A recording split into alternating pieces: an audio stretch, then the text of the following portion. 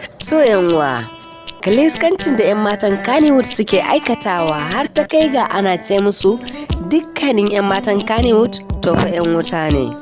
Turkashi.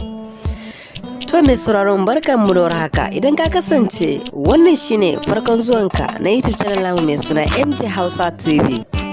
To ka mana subscribe, haka zalika ka danna alamar kararrawa domin sanar da kai sabbin shirye-shiryen mu zaran mu daura. Haka zalika idan ka kasance already kana tare da mu, to ka mana like, ka mana comment domin karfafa gwiwar mu a koda yaushe domin samar muku sabbin labaran na Kannywood da makamantansu. Haka zalika ku share domin haɓakar wannan YouTube channel mai suna MJ Hausa TV ta guce. Hakika yanzu an yi magana da wannan jarumar ta kasance mai suna Hawa Waraka. Hakika mutane da dama sukan kallon dukkanin 'yan matan Kannywood a zaman 'yan iska, ma'ana ba kawai mutan arziki bane, baki ɗayansu ba sa ma warewa, domin baki ɗaya sun haɗa sun mazu mai ake cewa kan uwa da babi, baki ɗaya wai 'yan iska ne.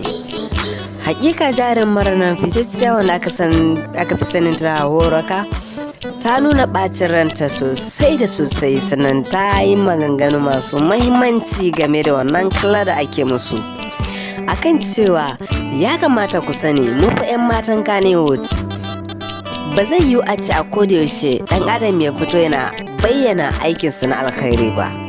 Shi yasa a kodayaushe sai kuke ganin mu ba ma aikata alkhairi. To har maranta ya ɓace ya kai ga cewa take to in har aljanna mukullin aljannanta na hannunka, idan muka zo shiga ka hana mu. Da alamu dai ranta ya ɓaci sosai da sosai.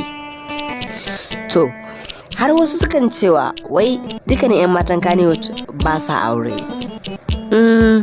Haka ne ta ce, wasu su ne amma ba wa dukansu ba. Tabbas akwai wayanda ko da an neme su auren ba fai suke ba, amma da daman su idan har zaran sun samu mazan aure suna yin aure, wanda hakika idan har za a faɗi gaskiya akwai su ɗaiɗaiku da aka sani sun bar ma harkar Kannywood ba kiɗe sun yi aure. Haka zalika wasu ma ne ma suke domin su samu mazan su yi aure. A gaskiya suka ce bai kamata ana ganin soyayya ba kiɗaya a matsayin iska ko kuma waɗanda ba su aikata aikin alkhairi ba.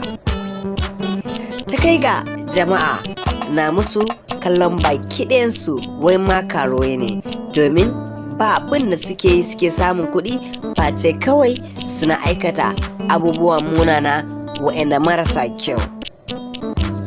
Shi yasa har kwanaki ake ta cece kuce game da wasu abubuwa da aka samu ko kuma matsaloli da aka samu tsakanin manya-manyan jarumai da suke bayyana asiransu da dama. Ta kai ga shi kenan har an samu dama na cewa to ai baki daya haka suke dama, mu mun sani ba wai su sanar da mu ba, domin already ana zargin akan dukkan wata 'ya mace wacce ta kasance tana yin Kannywood to fa 'yar iska ce. Suka ce a'a ya kamata a tsaya a yi tunani, ba faka suke ba, su sana'a dai suke kawai, zaran suka gama sana'arsu shikenan.